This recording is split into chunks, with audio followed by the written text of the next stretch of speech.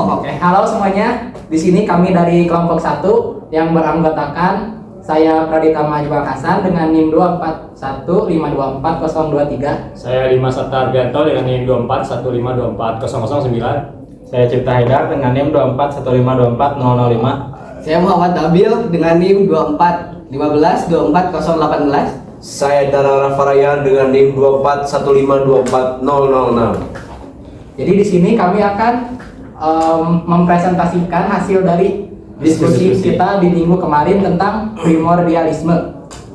Untuk soal yang pertama, apa yang dimaksud dengan identitas primordial dan apa bedanya dengan identitas nasional? Nah, identitas primordial adalah identitas yang didasarkan pada sejak bawaan lahir. Misalnya, ikatan awal seperti etnis, atau ras, agama, dan budaya yang dimiliki sejak lahir. Sementara identitas nasional adalah identitas yang menyatukan seluruh warga negara di dalam satu negara, dalam konteks ini Indonesia. Nah, dalam suatu bangsa itu kan berbeda-beda, ada perbedaan suku, agama, atau budaya, dan itu disatukan melalui identitas nasional. Nah, keduanya dapat berdampingan jika dikelola dengan baik agar tidak menimbulkan konflik. Soal kedua akan dijawab oleh Praditama Ajmal Hasan. Ada soal kedua yang pertanyaannya adalah identitas primordial yang terus menguat dapat mengancam persatuan dan kebinekaan Indonesia. Apakah benar seperti itu? Menurut kelompok kami, hal tersebut adalah benar.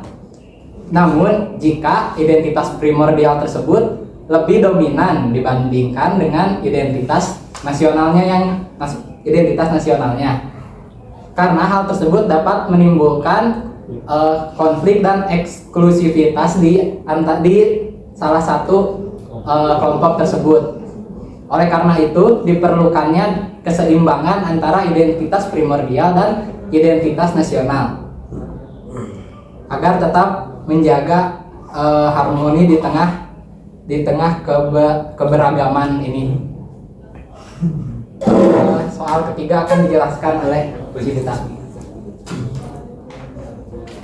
Selanjutnya nomor 3. Jadi pertanyaannya itu adalah, jika mengancam persatuan dan kebinekaan Indonesia, apakah sebaiknya identitas primordial dihilangkan? Jadi menurut kami identitas primordial ini tidak perlu dihilangkan, tapi perlu dikelola agar tidak menjadi pemicu perpecahan.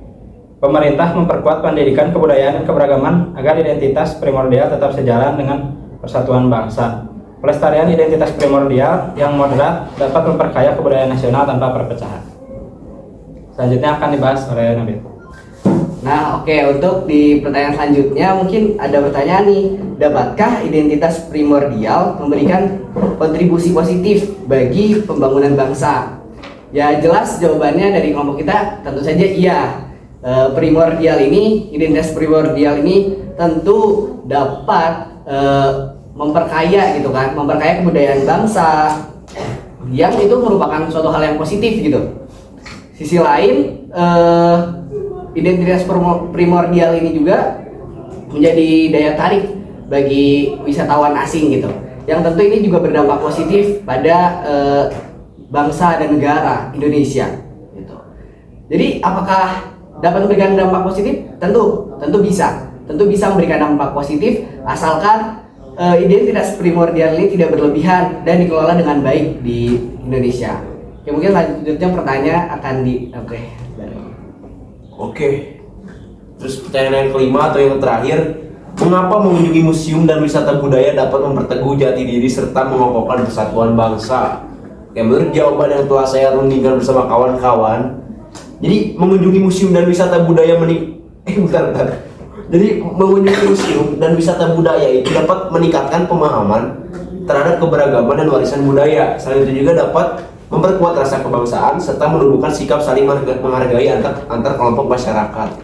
Nah, hal ini juga bisa membangun kesadaran akan pentingnya menjaga warisan budaya sebagai bagian dari identitas nasional. Jadi intinya jawabannya apa? Ya, dapat. Oke, jadi itulah hasil dari diskusi kelompok kita gitu. Pasti banyak nih kekurangan dari kita juga. Mungkin pemirsa memiliki beragam perspektif lain gitu. Jadi jangan lupa like, komen, dan subscribe Kita diskusi saja di kolom komentar terkait banyak pertanyaannya. Oke. Mungkin sekian dari kami. Terima kasih yang sudah menonton. Assalamualaikum. Dah. Udah. Dadah.